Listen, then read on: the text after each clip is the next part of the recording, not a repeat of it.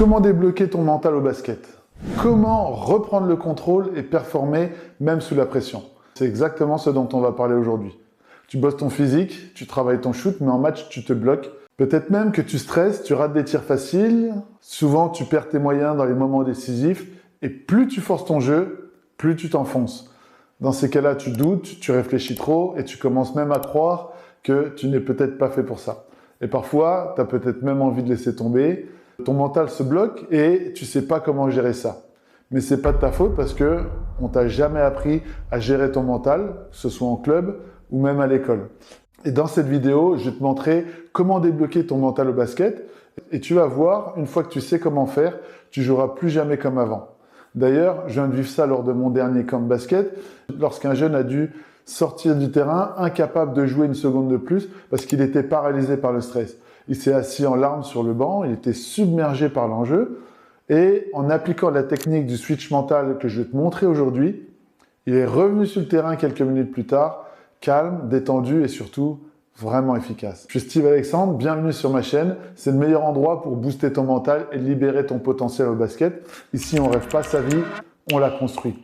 Et si c'est la première fois que tu tombes sur cette chaîne, abonne-toi dès maintenant parce que ici, on parle pas de motivation ou de confiance magique, mais on parle de progression réelle avec du cœur, du travail et une bonne dose d'inspiration. Dans la vidéo précédente, je t'expliquais ce qu'était la préparation mentale au basket. Si tu l'as pas encore vue, je t'invite à la regarder juste après celle-ci. Et aujourd'hui, on va entrer dans le concret. On va d'abord voir ce qu'est réellement le mental au basket, puis dans la partie suivante, on va plonger dans l'approche neuroscientifique pour comprendre pourquoi tu bloques. Et enfin, à la fin de cette vidéo, je vais te dévoiler la technique du switch mental. C'est la technique utilisée par les plus grands champions comme Kobe Bryant ou Jimmy Butler pour reprendre le contrôle et performer. Et tu vas comprendre pourquoi tu bloques et surtout comment te libérer pour performer au basket même sous la pression. Alors avant de commencer, pense à t'abonner et activer la cloche pour ne pas manquer les prochaines vidéos de la série Préparation mentale au basket. Tu vas voir, c'est une étape qui est fondamentale. Quand on parle de mental au basket, on pense souvent à la capacité à rester concentré ou à gérer la pression. Ça, c'est vrai, mais c'est bien plus que ça. Le mental, c'est aussi ta capacité à te fixer des objectifs ambitieux et t'y tenir. C'est ta capacité à encaisser la douleur physique et continuer à faire des efforts, même en fin de match ou contre des adversaires potentiellement plus forts. C'est ta capacité à augmenter progressivement ta charge de travail, à garder ta motivation même quand c'est dur, même quand personne ne te regarde. Et c'est aussi ta capacité à sortir de ta zone de confort chaque semaine et chaque week-end. En définitive, le mental, c'est ce moteur invisible qui pousse les joueurs, les grands joueurs, à se dépasser encore et encore. Le mental, c'est ce qui transforme un joueur moyen en machine de régularité. Prenons l'exemple de Jimmy Butler. C'est ni le joueur le plus athlétique, ni le plus technique, mais son mental, c'est un rock. C'est ce qui lui permet de sortir des performances énormes en play-off, parce qu'il se prépare pour les moments qui comptent. Quand tu bloques, c'est pas juste une question de volonté ou d'émotion. C'est neurologique. Ton cerveau, il possède une zone qu'on appelle l'amygdale. On l'appelle l'amygdale parce qu'elle est en forme d'amande. Et cette partie, c'est un peu l'alarme incendie de ton cerveau. Son rôle, c'est de te protéger face à une menace. Mais attention, parce que ton cerveau, il fait pas la différence entre un danger réel, comme un feu ou un animal dangereux, et un danger perçu, comme par exemple rater un lancer franc décisif, être hué par le public ou se faire engueuler par ton coach. Dès qu'elle perçoit une menace, l'amygdale s'active. Et là, c'est ce qu'on appelle le cerveau reptilien qui se met en marche. Il fait partie du système limbique, c'est le plus ancien dans l'évolution humaine, et il prend le contrôle. Il enclenche une réaction automatique face à un danger, c'est-à-dire la fuite, l'attaque ou l'immobilisme. Et quand tu n'es pas en situation de danger, c'est ton lobe frontal, la partie avant de ton cerveau, qui est actif. Et ce lobe frontal, il te permet de réfléchir, de rester calme, de faire preuve de créativité et de prendre des décisions intelligentes. Mais quand ton cerveau perçoit une menace, il bascule le contrôle vers l'amygdale. Pour bien comprendre le rôle de l'amygdale, on va faire un petit retour dans le passé. Imagine l'homme préhistorique qui partait à la chasse et qui tombait nez à nez avec un ours. À ce moment-là, il n'avait pas besoin de réfléchir ou de faire preuve de créativité.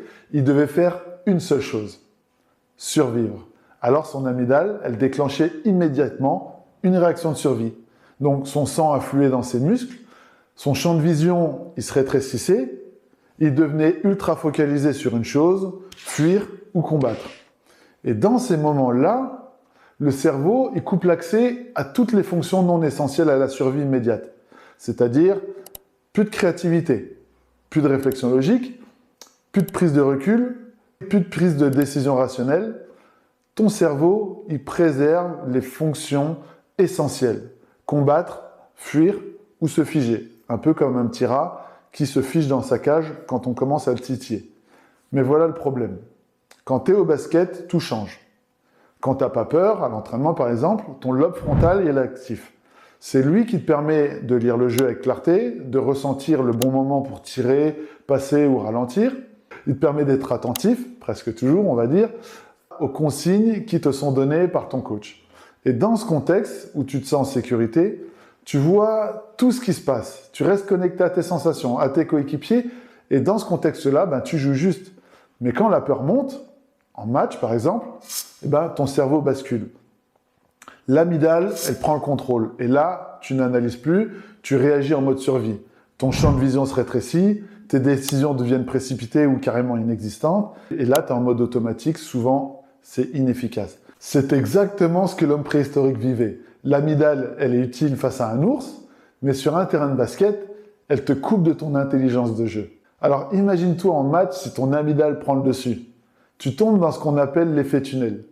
Tu es tellement focalisé sur la menace ou la peur que tu perds ta vision globale. Tu vois plus qu'un seul choix, et c'est souvent le mauvais, ou tu bloques complètement. Dans cette situation-là, tu es incapable d'analyser la situation. Et si tu es meneur de jeu, par exemple, tu te rends plus compte du type de défense que te propose l'adversaire. C'est difficile donc de bien s'organiser. Tu prends de mauvaises décisions. Par exemple, tu es en contre-attaque et tu arrives face à la défense et là, tu dois choisir entre tirer, passer ou temporiser. Et ça, c'est un vrai calvaire. Tu sais pas garder ton calme dans un moment chaud. Donc, par exemple, en fin de possession ou en fin de match, c'est vraiment difficile à gérer. Peut-être même qu'il t'est déjà arrivé de ne même plus penser à regarder le chrono et quand tout le monde te dit de shooter, tu as encore la balle en main. Alors, il y a plusieurs déclencheurs fréquents à l'amygdale au basket. La peur de rater ou de décevoir. Une erreur récente que tu viens de faire sur le terrain et qui n'est pas encore digérée. Si le score est serré en fin de match, ça peut être le regard de ton coach, des parents ou du public. Ça peut être le manque de confiance en soi ou alors même des croyances limitantes. Ou alors ça peut être mis sous pression sans préparation mentale suffisante. Donc, pour performer, ce qu'il faut bien comprendre, c'est que c'est ton lobe frontal qui doit reprendre la main. Parce que c'est lui qui te permet de planifier, donc de gérer le tempo, le chrono en match, de réfléchir stratégiquement, c'est-à-dire organiser le jeu. C'est ce qui permet de rester lucide dans l'action, par exemple gérer le money time ou être attentif dans les temps morts, de gérer tes émotions intelligemment, notamment en cas de provocation de ton adversaire ou des reproches de ton coach ou de tes coéquipiers. Et en définitive, pour débloquer ton mental et être performant en match, tu dois court-circuiter l'amygdale et aider ton lobe frontal à reprendre le contrôle. Et c'est exactement ce qu'on va voir dans la prochaine partie. On va voir comment calmer l'amygdale et réactiver ton cerveau de joueur lucide, capable de prendre des décisions brillantes et de réaliser des actions fluides. Si ce sujet t'intéresse, je te recommande d'aller voir la vidéo sur les 10 secrets du succès de Kobe Bryant et tu comprendras comment des joueurs de légende utilisaient aussi ces leviers mentaux pour performer dans les moments de haute pression. Alors, on va quand même faire un petit récapitulatif pour bien retenir les choses. Ton cerveau, il a deux modes. Quand tu es calme, c'est le lobe frontal qui est aux commandes. Il t'aide à réfléchir et à faire des choix intelligents, à voir clair sur le terrain. Quand tu as peur, quand tu ressens un danger, une menace, c'est l'amygdale qui prend le pouvoir. Et cette amygdale, elle te met en mode survie, fuir, attaquer ou te figer. Donc, tu ne réfléchis plus, tu réagis. Mais au basket, tu n'as pas besoin de fuir ou de combattre un ours. Tu as besoin de lucidité, tu as besoin de créativité, tu as besoin de confiance. Donc, ton défi, c'est d'apprendre à désactiver ton amygdale au bon moment. Et c'est ce qu'on va voir ensemble dès maintenant.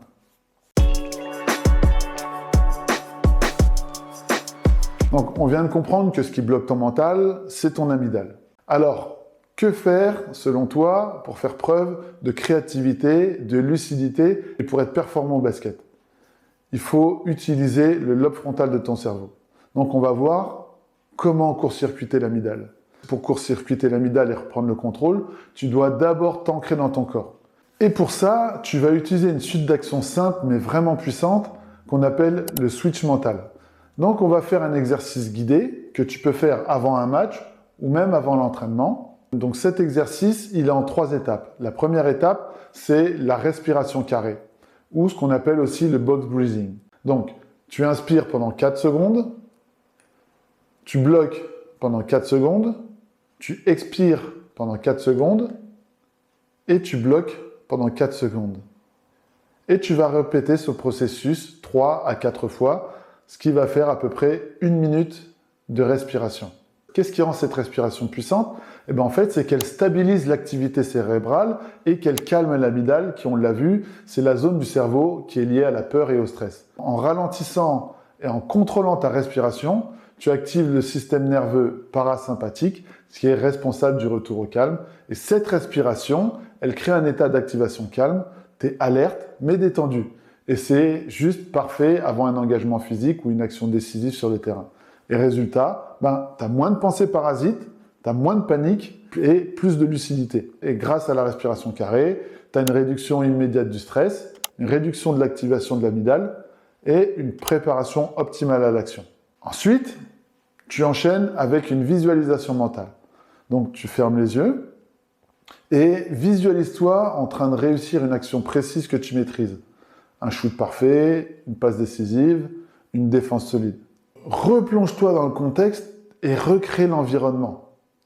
Visualise les couleurs de la salle, la tenue que tu portes, la lumière qui est présente. Sens les odeurs, la chaleur, l'atmosphère et revis le bruit de tes chaussures sur le parquet, le son du ballon qui rebondit. Ressens les émotions positives ici, à l'intérieur de toi.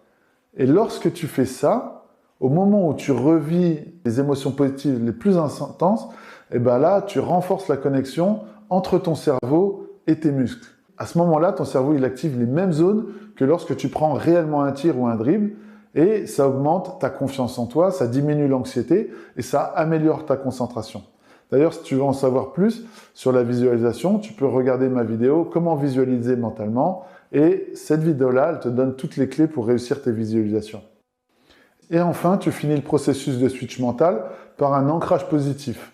Tu serres légèrement ton poing ou tu peux toucher ton poignet chaque fois que tu ressens une montée de confiance. Et ce geste-là, il deviendra un déclencheur positif pendant le match. Donc, en résumé, pour calmer l'amygdale, tu respires calmement avec la respiration carrée, ce qu'on appelle aussi le box breathing. Tu visualises mentalement la réussite de ton action favorite et tu réalises un ancrage positif avec un geste précis qui sera ton déclencheur en match. Bravo à toi parce que tu viens d'activer ton lobe frontal. Tu te mets dans les meilleures conditions pour entrer en jeu lucide, confiant, prêt.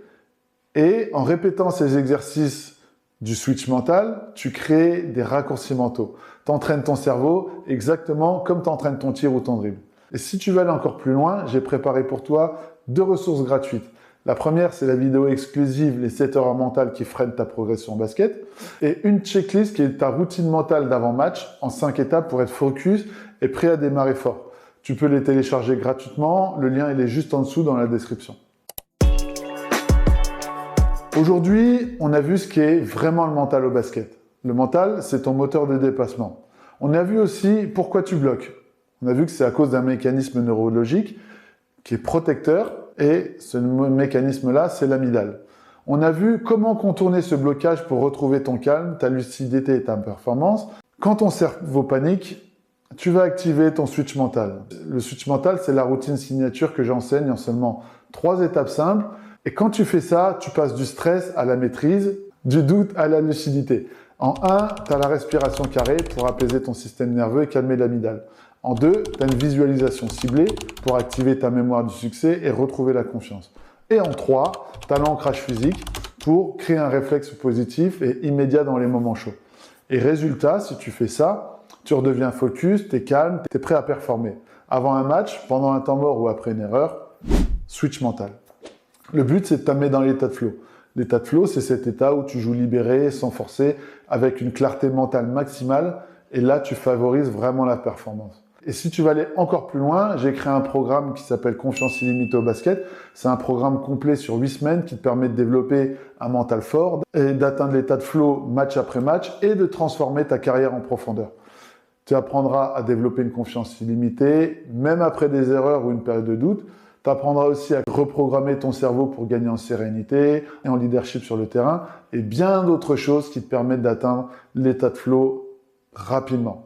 Le lien, il est dans la description. Il y a seulement quelques places disponibles parce que je veux pouvoir apporter un maximum de valeur. J'espère sincèrement que cette vidéo t'a été utile. Moi, j'ai pris beaucoup de plaisir à la faire. J'espère que tu as appris des choses importantes que personne ne t'avait encore expliquées jusqu'ici. Alors, si cette vidéo t'a apporté de la valeur, montre-le en mettant juste un like et en t'abonnant à la chaîne si ce n'est pas encore fait. N'hésite pas à la partager à des personnes qui pourront en avoir besoin. Et surtout, reste bien attentif parce que les prochaines vidéos, elles vont aller encore plus loin pour t'aider à développer un mental solide, à être clutch et confiant en basket. Dis-moi en commentaire quel est ton plus gros blocage mental en match. J'y répondrai dans une prochaine vidéo. Je te remercie d'avoir regardé cette vidéo. Prends soin de toi, prends soin de ton mental et surtout, ose rêver grand.